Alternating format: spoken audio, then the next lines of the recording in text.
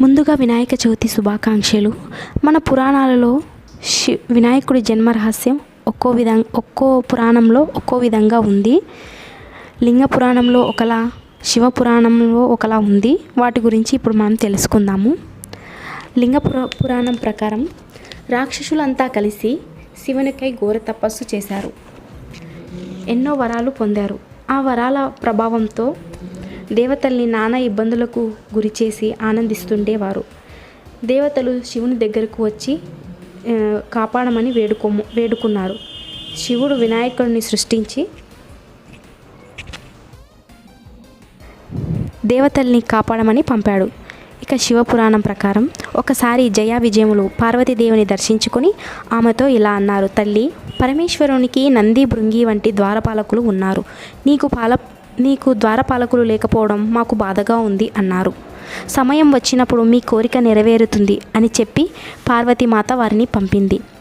పూర్వకాలంలో గజాసురుడు అనే రాక్షసుడు శివుని గురించి ఘోర తపస్సు చేసి వరం పొందాడు. ఏం వరం అంటే,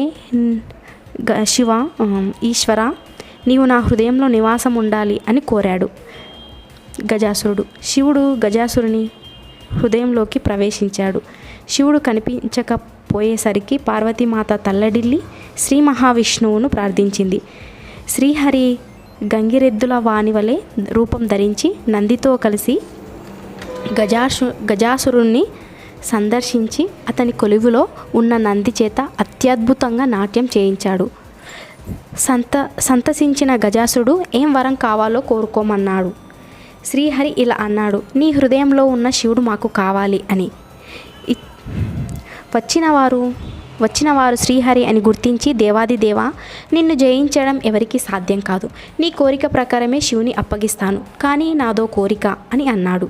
నా చర్మం శివుడు ధరించాలి, నా ముఖం త్రిలోక పూజితం కావాలి అని అడిగాడు.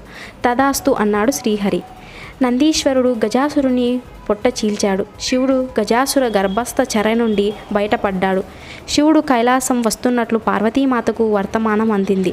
చాలా కాలం తర్వాత భర్తను కలుస్తున్న శుభతరుణం. అందంగా అలంకరించుకోవాలనే సంకల్పంతో అభ్యంగన స్నానానికి సంసిద్ధురాలై తన మేనికి పసుపు చందనంతో కలిపిన మిశ్రమాన్ని పూసుకొని నలుగు పెట్టుకుంటూ ప్రాణనాథునితో తాను రచించబోయే ప్రణయ ప్రబంధాన్ని తలుచుకుంటూ తన మేని నలుగుతో ఓ చక్కని బొమ్మను చేసింది. ఆ బొమ్మను చూడగానే ఆమెలో మాతృత్వం పొంగి పొర్లింది. ఆ బొమ్మకు ప్రాణప్రతిష్ఠ చేసింది. ఆ బొమ్మ సజీవాకృతిని దాల్చి చిరునవ్వులు చిందిస్తూ పార్వతి ముందు నిలిచింది. ముద్దులు మూటగట్టుకొని ఆ బాలుణ్ణి ప్రేమతో కౌగిలించుకొని ముద్దులు పెట్టింది. ఎవ్వరిని లోపలికి రానివ్వద్దని ఆ బాలునికి చెప్పి పార్వతీమాత అభ్యంగన స్నానానికి బయలుదేరింది. పార్వతి ప్రణయ ప్రబంధాన్ని పాలించాలనే ఆతృతతో అంతఃపుర ద్వారం దగ్గరకు వచ్చిన శివుణ్ణి అడ్డగించాడు ఆ బాలుడు. పార్వతి సృష్టికి ప్రతిరూపమైన ఆ బాలుడు మరియు ఈ శివునికి మధ్య ప్రతివాదనలు జరిగాయి.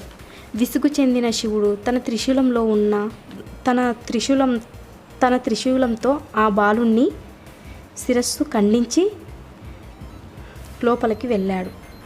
బాలుని మరణవార్త తెలుసుకున్న పార్వతీదేవి కోపోద్రిక్తురాలైంది. దేవతలంతా కలిసి వెతికిన ఆ బాలుని శిరస్సు కనిపించలేదు. అప్పుడు శ్రీహరి వచ్చి తాను గజాసురునికి ఇచ్చిన వరం గురించి చెప్పాడు. గజాసురుని శిరస్సు ఆ బాలుని మొండానికి అతికించి తిరిగి ప్రాణప్రతిష్ఠ చేశాడు. ఆనాటి నుండి ఆ బాలుడు గజముఖుడు అయ్యాడు. ఆ రోజు భాద్రపద శుద్ధ చవితి. అదే వినాయకుని జన్మదినం.